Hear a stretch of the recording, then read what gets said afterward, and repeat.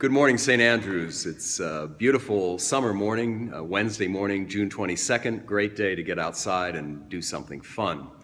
I'd like to begin my Chancel Chat today by showing you one of the new Stations of the Cross, which just arrived here yesterday. They are absolutely stunning, and I am sure will add to the beauty and the sanctity of our sanctuary as soon as they're installed. I'm not sure when that's going to be, sometime in the near future. We hope before the end of the summer. But I just wanted you to see these beautiful Stations of the Cross, which will soon be appearing on the wall of the sanctuary.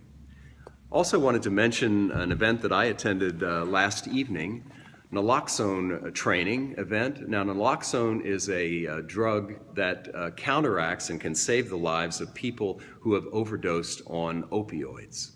According to the Center for Disease Control, the incidence of opioid overdose has reached epidemic proportions in this country, more than tripled since 2000, the year 2000. And the news is even worse here in New Jersey, where we are 3 times higher than the national average.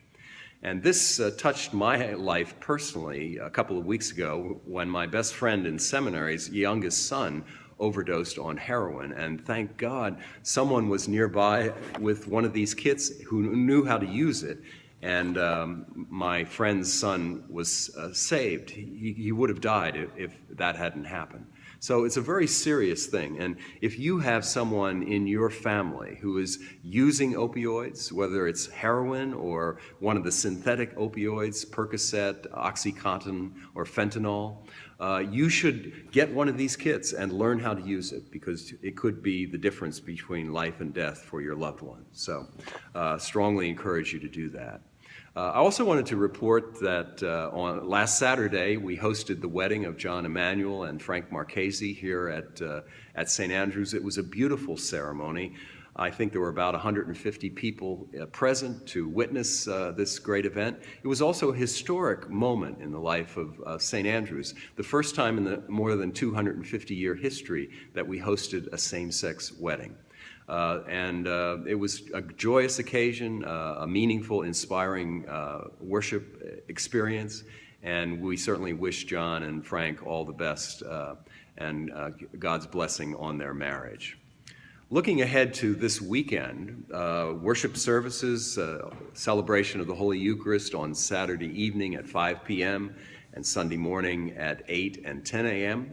Following the 10 o'clock service at about 11:30, our Vacation Music Academy will be hosting an orientation program. It's available to anyone who would like to learn more about the Vacation Music Academy, which begins on Monday, June 27th, and continues for the next 3 weeks. On Sunday evening at 6 p.m., St. Andrews will be hosting an interfaith prayer meeting here at the church. This is sponsored by the Rancocas Valley Clergy Association, is open to the public.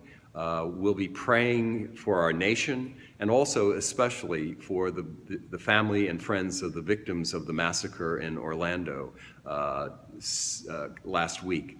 So please come if you are able and be a part of that interfaith prayer meeting.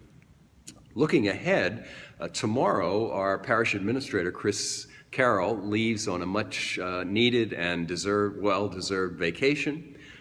During her absence, we've put together a roster of volunteers who will be covering the office until she returns. I would suggest that if you need to reach me in case of a pastoral emergency, rather than calling the church office, call my cell phone number, which is 609-444-6706. I have my cell phone with me almost 24 hours a day. It's on the nightstand next to me, and it's the best way to reach me if you need to reach me for any reason, but especially in case of a pastoral emergency. And Chris will return 1 week from tomorrow. Concerning the Phillies game, we've been talking about an outing to Citizens Bank Park on Thursday evening, August 18th, for some time. This is your final opportunity to make reservations. I plan to order the tickets 1 week from today. So if you're interested in joining us, obviously we're not going to have 25 in order to qualify for the group discount, but whoever is interested in going will have a nice trip to Citizens Bank Park and a good time together. So if you're interested, haven't made reservations, please do so before next Wednesday when I plan to order the tickets. Our gospel reading for this coming Sunday, the 6th Sunday after the great feast of Pentecost, is taken from the 9th chapter of the Gospel of Luke. It marks a milestone in Jesus' life and in his ministry, the first time that we hear in Luke's gospel that Jesus and his disciples have set their face toward Jerusalem to make that final journey to the holy city where Jesus will fulfill his destiny to be the Savior and Redeemer of the world. Our gospel for this Sunday contains some really interesting and important words from Jesus. For instance, in verse 58, Jesus says, "Foxes have holes and the birds of the air have nests, but the Son of Man has nowhere to lay his head."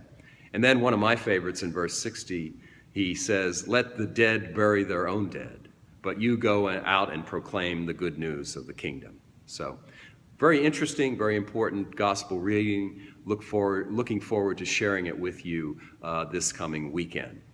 So that's about all I have to report today. I hope you have a great week, and we'll talk again next week. God bless you.